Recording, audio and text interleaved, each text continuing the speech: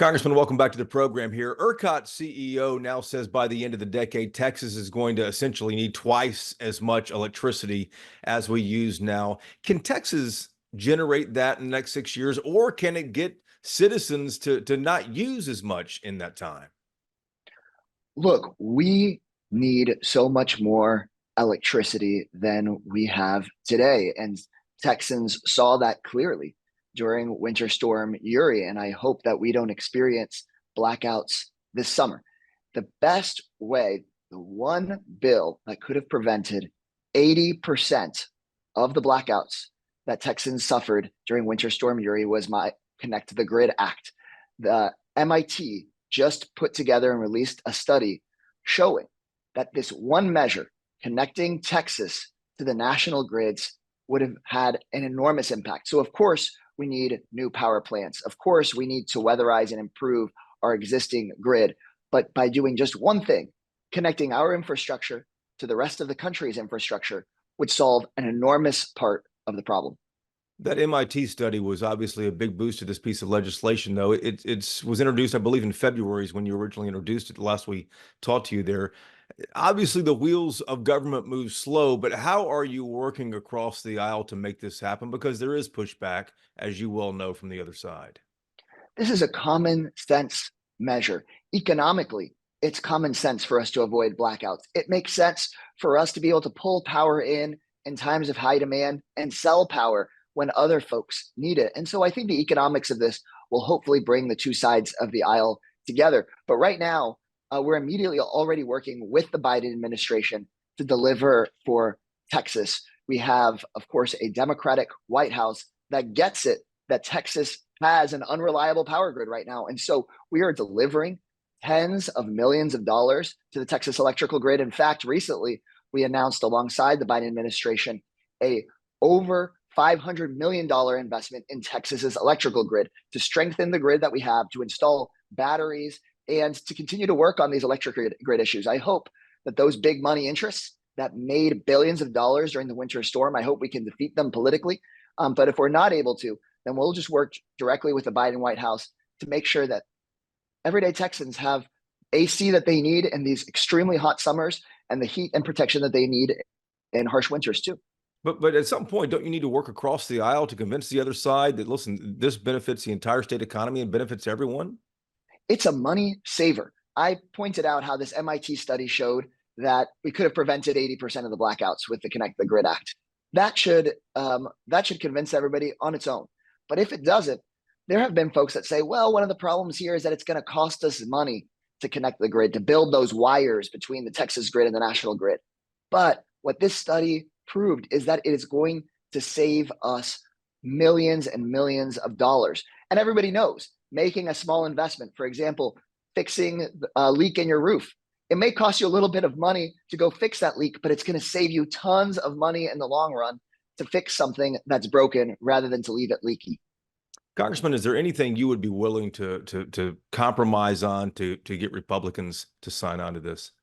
I am absolutely ready to work with Republicans to get to wherever it is that we need to get to. This is not about trying to layer on new regulations. This is not about a partisan divide, one side or the other. It's about common sense infrastructure questions. And really, the folks that were challenging on this aren't lawmakers on one side of the aisle or the other. It is a small number of people, economic interests that made billions of dollars off of Texans suffering during the winter storm. They owned some of that power. And it's because we weren't connected to the other national grids, they were able to jack up the price to whatever they wanted. Those are the folks that we have to be able to say no to and go do this common sense infrastructure bill of connecting Texas's grid. And I'm ready to work with any Republican that's willing to just say no to those small number of big economic interests and yes to this common sense infrastructure bill. It's also, honestly, a free market bill. It's saying that we should be able to import and export power and electricity in and out of the state, just like we do oil and gas. Let's talk about the border for a moment. President Biden, that recent news of him issuing that executive order that would essentially shut down the border to asylum seekers if the number of migrants coming across surpasses 2,500 in a single day. You said it's a bad move for these asylum seekers, obviously people who are fleeing violence and other economic hardships in their own home countries. I'm curious, now that we've had a few days since this happened, a week or so plus, why do you think the president did this 5 months away from the election? There have been all of these pressures on the border, and we have to ask why. We have to ask ourselves, immigration doesn't start at the border, it starts in people's home countries. And so, in this moment where I see Republican failure after Republican failure here in the US Capitol, really the main thing Republicans have been trying to work on is tax breaks for the wealthiest.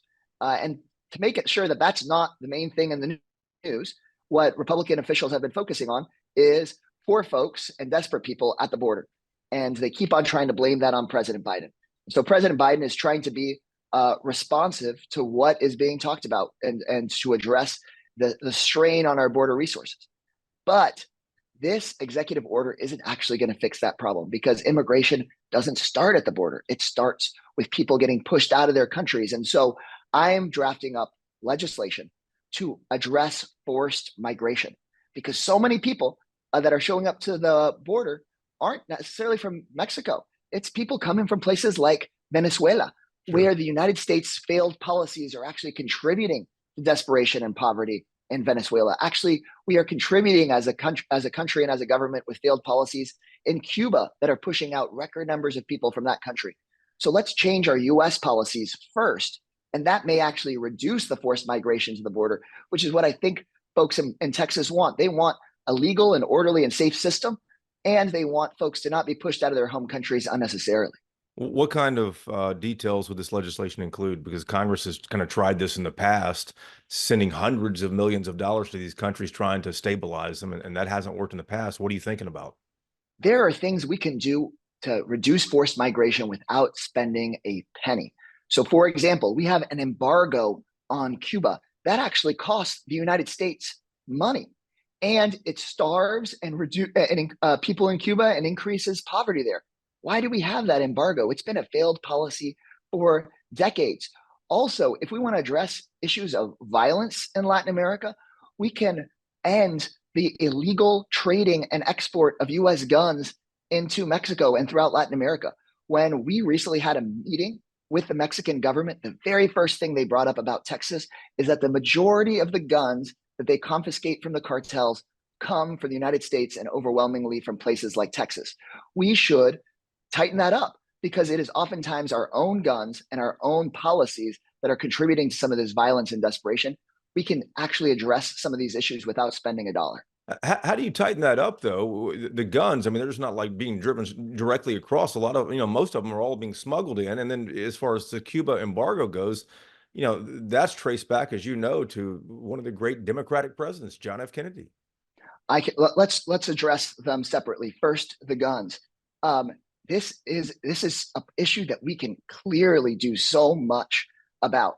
In other major nations, other advanced economies, they don't have the same level of gun smuggling and homicides that we have here in our country and in our hemisphere. They know how to deal with it.